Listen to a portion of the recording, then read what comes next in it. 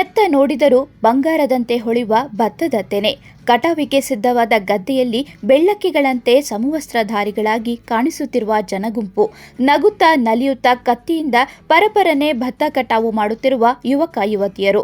Modern ಯುಗದಲ್ಲೂ ಭತ್ತ ಕಟಾವಿನ ಕೆಲಸದಲ್ಲಿ ಯುವ ಮನಸ್ಸುಗಳ ಅಭ್ಯುದಯ ಉತ್ಸಾಹ ಕಂಡುಬಂದಿದ್ದು ದಕ್ಷಿಣ ಕನ್ನಡ ಜಿಲ್ಲೆಯ ಬೆಳ್ತಂಗಡಿ ತಾಲೂಕಿನ ಉಜಿರೆಯಲ್ಲಿ.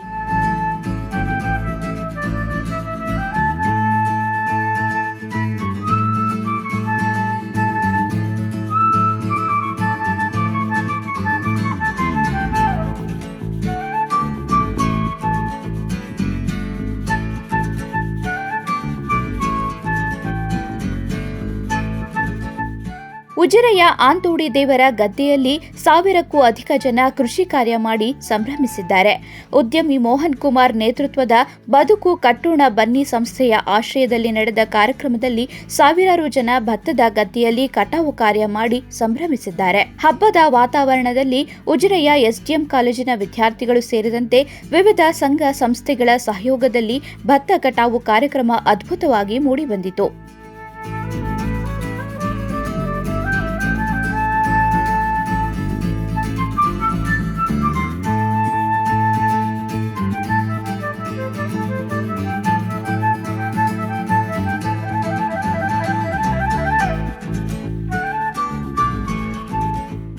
ಸುಮಾರು 4.5 ಎಕರೆ ಗದ್ದೆಯಲ್ಲಿ ಬೆಳೆದ ಭತ್ತ ತೆನೆ ತುಂಬಿ ಸಮೃದ್ಧಿಯಾಗಿ ಬೆಳೆದು ನಿಂತಿದೆ.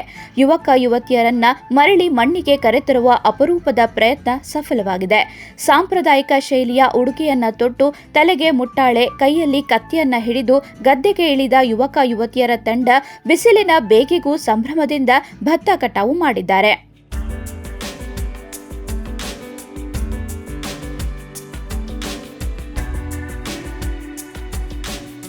ಶ್ರೀ ಕ್ಷೇತ್ರ ಧರ್ಮಸ್ಥಳಕ್ಕೆ ಸೇರಿದ ಗದ್ದೆ ಇದಾಗಿದ್ದು, ಈ ಬಾರಿ ಯುವ ಜನರಿಗೆ ಕೃಷಿ ಬದುಕನ್ನ ತಿಳಿಸಬೇಕೆಂಬ ಉದ್ದೇಶದಿಂದಲೇ ಸಂಪೂರ್ಣ ಬಳಸಲಾಗಿತ್ತು.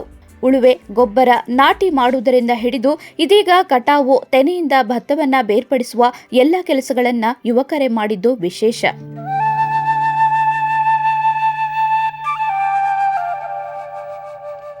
ಭತ್ತದ ಕೆಲಸಕ್ಕೆ ಊರಿನ ಅನುಭವಿ ಹಿರಿಯ ಕೃಷಿಕರು ಸಾಥ್ ನೀಡಿದ್ರು. ಗದ್ದೆಯಿಂದ ಭತ್ತದ ತೆನೆಯನ್ನ ಹೊತ್ತು ತಂದು ದೇವಸ್ಥಾನದ ಎದುರು ಸಾಂಪ್ರದಾಯಿಕ ಶೈಲಿಯಲ್ಲಿ ಭತ್ತವನ್ನ ಬೇರ್ಪಡಿಸುವ ಕಾರ್ಯವೂ ನಡೆದಿದೆ. ಗದ್ದೆಗಳೆಲ್ಲ ಹಡಿಲು ಬಿದ್ದು ನಾಶವಾಗುತ್ತಿರುವ ಸಂದರ್ಭದಲ್ಲಿ ಮತ್ತೆ ಮಣ್ಣಿನ ಮಹತ್ವವನ್ನ ತಿಳಿಸುವ ಕೆಲಸವನ್ನ ಬದುಕು ಕಟ್ಟೋಣ ಸಂಸ್ಥೆ ಮಾಡುತ್ತಿದೆ.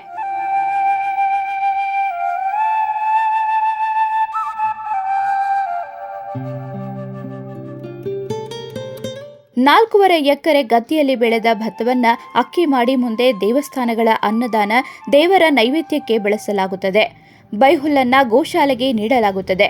ಒಟ್ಟಿನಲ್ಲಿ ಕೃಷಿ ಬದುಕಿನ ಸುಂದರ ಕ್ಷಣಗಳು ಮರೆಯಾಗುತ್ತಿರುವ ಸಂದರ್ಭದಲ್ಲಿ ಉಜಿರೆಯ ಆಂತೋಡಿಯ ಪರಿಸರ ಕಳೆದು ಹೋದ ಕೃಷಿ ಸಂಸ್ಕೃತಿಯನ್ನ ನೆನಪಿಸುವಂತೆ ಮಾಡಿದೆ.